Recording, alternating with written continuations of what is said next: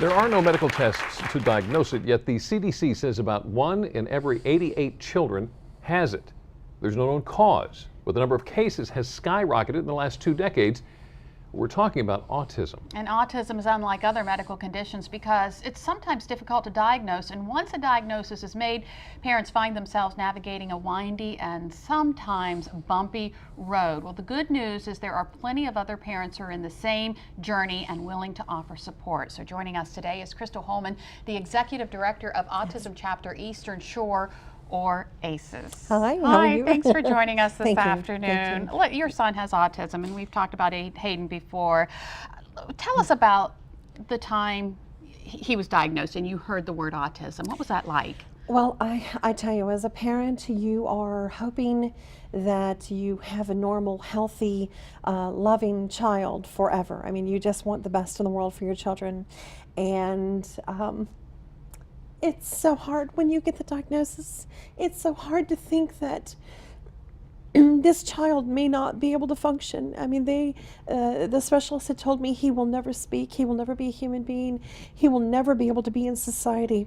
And you don't even have time to mourn for your child. You have to just jump in as fast as possible, learn as much as possible, become a specialist overnight, and help this child. You don't have time to think about your own emotions and feelings. And with my son, the journey for him was so complicated and so hard. And even the first time that we were attempting to get him to speak, they said, you know, you have to work with him and it's going to be 10 hours a day and you need to just jump in, you know, feet first and just do this. I had no idea what I was doing. I didn't have time to go to college and become a specialist on it, so I had to read and read and read. So do I understand there's actually, I guess, for lack of a better way to say it, a period of mourning once you get a diagnosis? Absolutely, like that? Absolutely. You don't have time to think about, oh, well, someday maybe my son will be a doctor or a lawyer or get married and have children.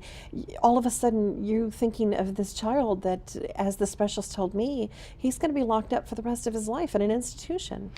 But it doesn't look like that's the case. No, a lot has changed since you got that diagnosis, Yes. Is that right? Yes, it has. Yes, Tell it us has. about that.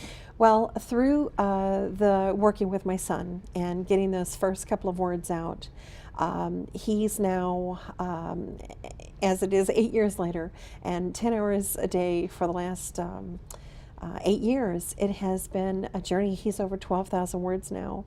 He speaks French, German, Spanish. Wow. He can tell you every animal, count to, 1 to 20 right now. I think we're up to 1 to 20 on all the languages. He can have conversations like, hi, how are you? How are you doing? What is your name? My name is, and then saying his name, Hayden, and asking like, let's say he were to go to Paris, where's a museum? Yeah. Or if he's in Mexico, ask where's a restaurant. And so he has conversation a little bit. But there was a time when you spent, what, 5 hours trying to get him just to say the word chip? Yes, yes. And this is the part that it was so complicated. They said you have to have a reinforcer and wait to see what he wanted to play with. Well, my son would play with nothing. The only thing he ever wanted was food. So I waited till he was hungry and I made sure all the family was gone, and I worked with him the first day. And it was literally 5 hours of screaming for this little boy. And I'm saying, say Chip, and I'm holding the bag and I'm saying, say Chip. And he's just crying his eyes out, and I could not get him to say the word. And it was such a struggle for me to see my son suffer. And when he finally said the word shh, I gave him the chips immediately. And then this process, the next time I did it, it was about 3 hours of screaming, and the next time about an hour and a half to screaming. And by the 4th day, my son got the entire word out, chip. And when he did, I've never been so excited about a word, but he ate the whole bag that day. He ate the whole bag of chips. But it was from that moment on that we knew the language was inside, and he had a way to come out of that shell. Right. And from that moment on, we got words and words and words, and literally keeping track of every word he had said. I was at 25, 30, 50, 100. And then after I think the first conference that we had, he was about 125 words, and I was so excited and thought, dear God, if I have 125 words out of him, I'm happy. Yeah. And now we're at 12,000. How so about it's that? overwhelming. There are a lot of parents that go through this. Yes, there are so many. It's unbelievable at this point. Wow. And you've made it a commitment to help those parents. Yes. Tell yes, us about I have. that. Through my journey, there was a day that I made over 250 phone calls in a 10-hour span of trying to help my son.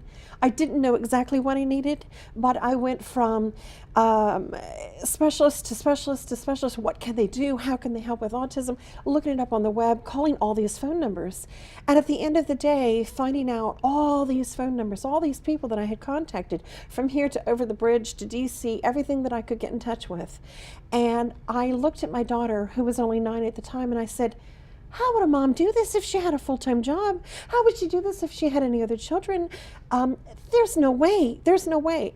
I'm going to help the mothers help their children. I'm going to cut out all this time that they have to waste, and they can contact me, and I will give them the information and tell them what is respite, what is Dove Point, what is the Developmental Disability Administration. How can we help them help their children? And that was my mission. It's not a black and white thing. It's not a yes or no. It's not either you have it or you don't. There's like a lot of gray in between. Yes. There's a lot of... There's high functioning Yes, autism. yes. It's such a spectrum. If you look at a color wheel and you say, oh no, it's red and blue and white and black, it's not like that. It's every shade in between. It's the 125 colors, because you never know. Are they, like for my son, it was severe autism with sensory integration dysfunction and pervasive developmental disorder. Well, some can be high functioning where they're speaking and talking and they can get along with their siblings at home, but then they go out in public and they may not have appropriate behavior with others. They may not be able to recognize a boy's body and a girl's body. What is the difference? They don't understand it. Or they have social cues where they're not able to have conversations with people in the right way. They'll walk up to you and say, oh, your hair looks funny, or, oh, I don't like what you have on today. And they don't realize that they might be hurting someone's feelings. Or even high functioning to the point where they're not able to do things like potty in the potty, and they still need help. And they could be a teenager, or even something inappropriate where they are, like I said, walking up to another person, trying to get them out of the way, and you're not thinking about that it's a woman's body, an inappropriate touch. Right. Yes. Now, you are Executive Director of Autism Chapter Eastern Shore, ACES, and you have an event coming up. Yes, Tell we us do. about it. We do. It is on Saturday, November the 9th, and it's ASD conference. It's the Autism Spectrum Disorder, everything on the spectrum from autism to Asperger's, and we're touching base with ages 3 until 21.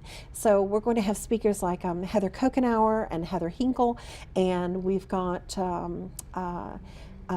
understanding the IEP, understanding social behaviors, Yeah. as long as the dating world. So it's going to touch base from early intervention all the way up to dating and getting involved in relationships and marriage. So it's a huge conference, and we've come together with different organizations. I've got Parents Place of Maryland and Pathfinders and the Benedictine School and of course Autism Chapter, that we've collectively come together to put this conference on so that it would be free for the parents to attend. Because of the economy, we decided we would make sure the parents can all come to the conference. What a wonderful idea. It's a great place to get started on your journey and come together with others doing the same journey. Absolutely. Thank you so much, Crystal. And if you'd like to learn more about Autism Chapter Eastern Shore or the upcoming conference, go to our website, delmarvalife.com, and click on the show tab. Still ahead on Delmarva Life, we've seen all the ads promising younger looking skin, but do they deliver? Well, there's an easy way to find out. We'll find out what you need to look for on the label, plus simple tips to re-energize tired skin. A little bit later on, promises a picture that can't be beat, but is ultra high definition really worth it? We're going to learn more about its features so you can decide if it's right for you.